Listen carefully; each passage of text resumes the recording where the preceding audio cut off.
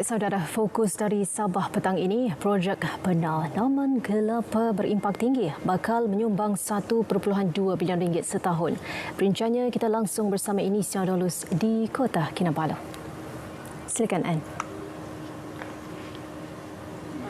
Baik, Nurul. Projek penanaman kelapa berimpak tinggi yang dibangunkan Linaco Resources Sendirian Berhad di kawasan seluas 2,000 hektar di daerah kecil Paitan bakal menyumbang 1.2 bilion ringgit setahun kepada ekonomi Sabah. Kerajaan negeri akan memegang 30% kepentingan dalam projek bernilai 400 juta ringgit itu yang bakal menyediakan 4,400 peluang pekerjaan apabila beroperasi sepenuhnya pada 2026.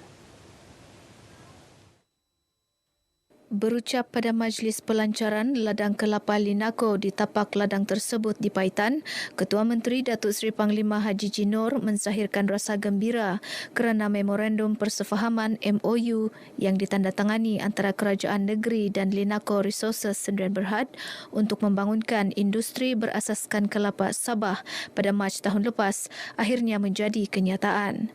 Menurutnya, Linaco Resources melabur sebanyak 200 juta ringgit untuk penanaman kelapa hasil tinggi dan 200 juta lagi untuk kemudahan pembuatan berasaskan kelapa. Tambah beliau, sektor pertanian merupakan satu daripada 3 teras utama inisiatif Pelaburan Sabah Maju Jaya SMJ. Justru sebanyak 561.81 juta ringgit telah diperuntukkan untuk pembangunan pertanian dalam belanjawan negeri tahun ini. Katanya Kerajaan Gabungan Rakyat Sabah GRS komited untuk meningkatkan pelaburan dan berjaya membawa masuk 3 pelaburan utama termasuk Linaco ke Sabah.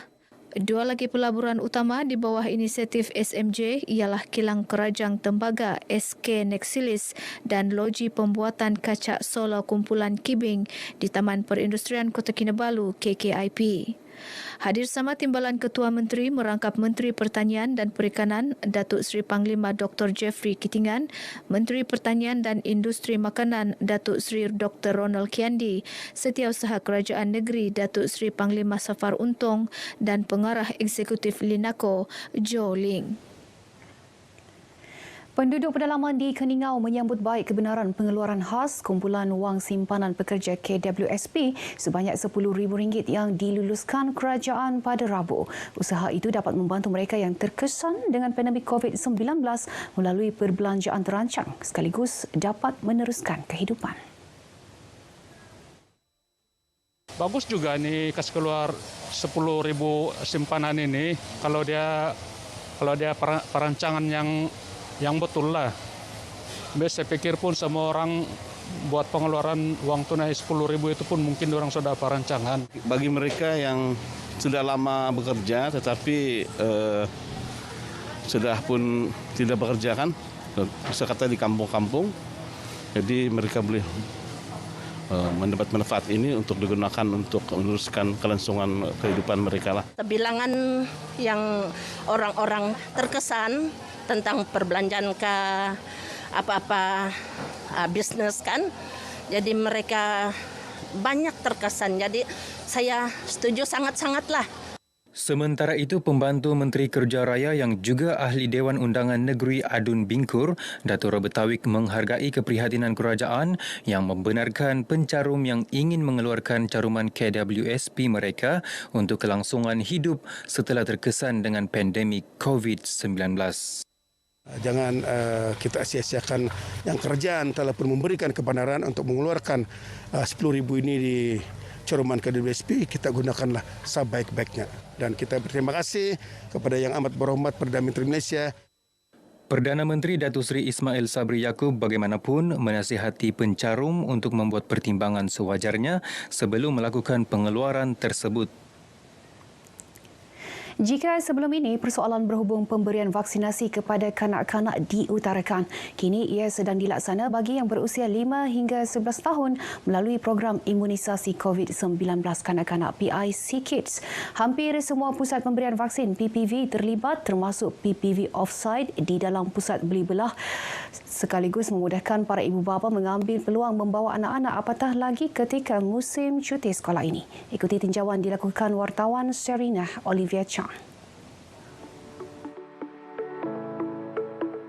bertemu dengan pakar dan pegawai perubatan yang bertugas di PPV One Borneo, mereka sempat menceritakan impak signifikan program ini yang dijalankan secara holistik tanpa mengira latar belakang termasuk warga asing.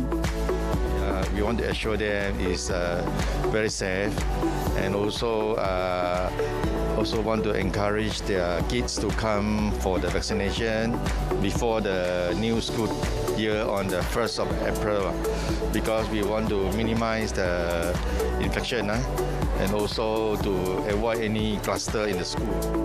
Sejak 4 Februari lagi sampailah 31 Mac, macam kita punya sambutan agak kurang lah. Kita menggalakkan orang ramai untuk datang pergi PPV untuk dapatkan booster diorang, dan juga kalau boleh dalam masa cuti sekolah ni ibu bapa galakkan bawa anak-anak sekali datang turun padang pergi PPV untuk dapatkan diorang punya vaccination lah. Orang awam juga memberi reaksi positif dengan pelaksanaan program vaksinasi melibatkan pelbagai peringkat bagi memastikan negara mampu bergerak keluar daripada kemelut pandemik. Untuk kita punya diri sama dengan keluarga lah, untuk pencegahan kita dengan tu virus. Kalau boleh jangan tunggu lama-lama lah. Ya, datang ambil vaksin ni dos penggalak. Booster Pfizer. Saya cakap pada kawan-kawan yang belum ambil tu, sekiranya yang belum, kita patuhilah undang-undang. Kau sing ya duit tak liao mah tak liao okey lah to prevent 那个病是不是谢谢那个我们给我们打那个 booster to prevent 那个病啦，那 COVID 啦。 Berbalik kepada PKITS, pakar perubatan kesihatan awam merangkap Ketua Penyelaras Pusat Pemberian Vaksin PPV Daerah Kota Kinabalu, Dr. Suhaila Osman memberitahu, kira-kira 60,000 kanak-kanak di daerah Kota Kinabalu layak divaksinasi. Ketika ini, dianggarkan hanya 17.50% telah mendapatkan suntikan. Saya menyeru kepada ibu bapa di luar sana untuk membuat keputusan yang betul dengan membenarkan anak-anak anda menerima suntikan vaksin COVID-19 bagi melindungi anak-anak kita daripada jangkitan COVID-19. Beliau menegaskan pentingnya kanak-kanak divaksinasi, memandangkan statistik menunjukkan rekod kanak-kanak dimasukkan dalam bilik kecemasan berkaitan COVID-19 adalah tinggi kerana tidak mendapat suntikan vaksin. Ikuti laporan siri 2 bersama ibu bapa dan anak-anak ketika mendapatkan suntikan vaksinasi dengan ragam dan karena mencuit hati. Laporan Sri Nalvia Chong, RTM. Satu memorandum kolaborasi MOC ditandatangani antara Perbadanan Nasional Berhad Pernas dan Jabatan Pembangunan Perindustrian dan Penyelidikan Sabah DIDR di Kota Kinabalu.